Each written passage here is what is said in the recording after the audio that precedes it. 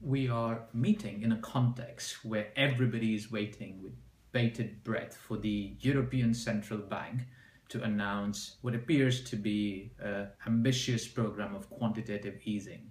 The context, of course, is that the Eurozone economy has lagged behind the economies of the United States and the United Kingdom, and pressure has been building up on the ECB to act more.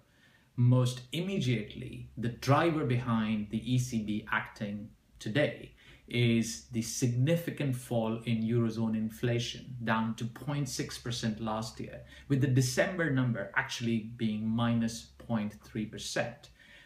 This has created fears of deflation, and since the 2% target is the only target the ECB takes seriously, it has given the president of the ECB, Mario Draghi, space to act. What is the ECB likely to announce today? It is likely to announce a large-scale program of purchase of financial assets, the largest component of which is going to be Eurozone sovereign bonds.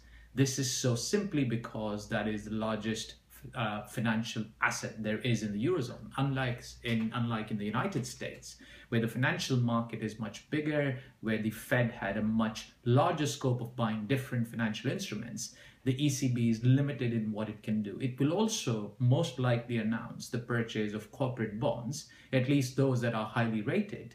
But just to highlight, the Eurozone sovereign bond market is of the order of 6 to 7 trillion euros, whereas the corporate bond market is a fraction of that size, about 1.5 trillion or so. So most likely the ECB will buy mostly Eurozone sovereign bonds and also some Eurozone corporate bonds. Now, the ECB already has two existing programs that are buying asset-backed securities as well as covered bonds, and those were announced towards the end of last year. If you add all these sums together, the ECB today is likely to announce a headline number of quantitative easing of as much as 1 trillion euros.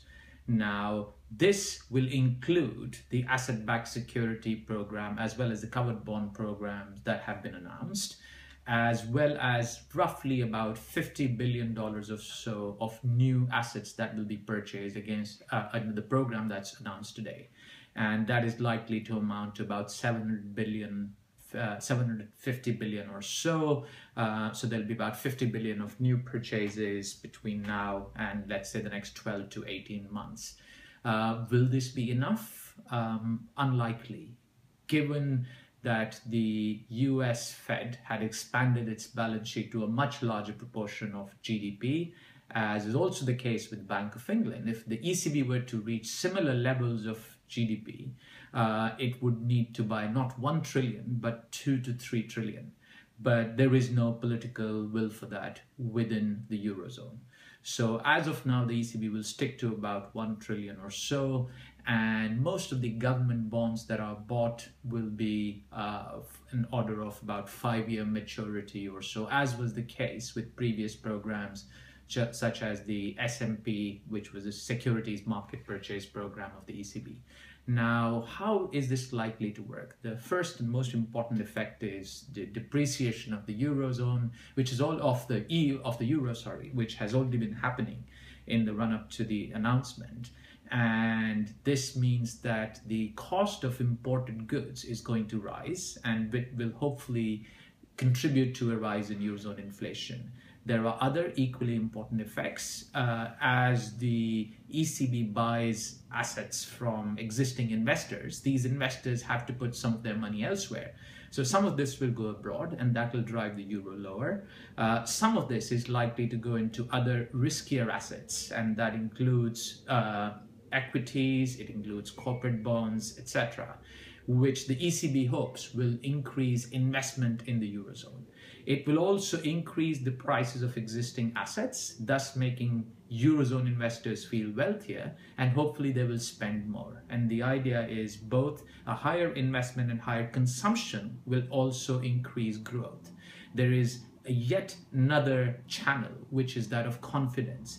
Given that there has been a huge amount of political disagreement within the Eurozone, and the Eurozone has so far not come up with a credible political response. It is very important for investors to believe the ECB is there, that the ECB is the true European institution and will always step in if need be.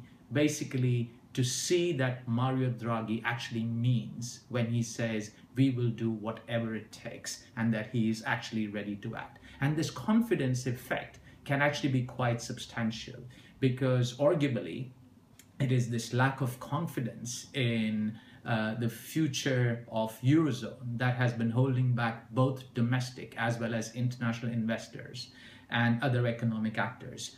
And the ECB finally acting, particularly in the face of political opposition, will be a good confidence boost. Together, the rise in inflation as well as the expected rise in Eurozone growth will also help improve debt sustainability within the Eurozone.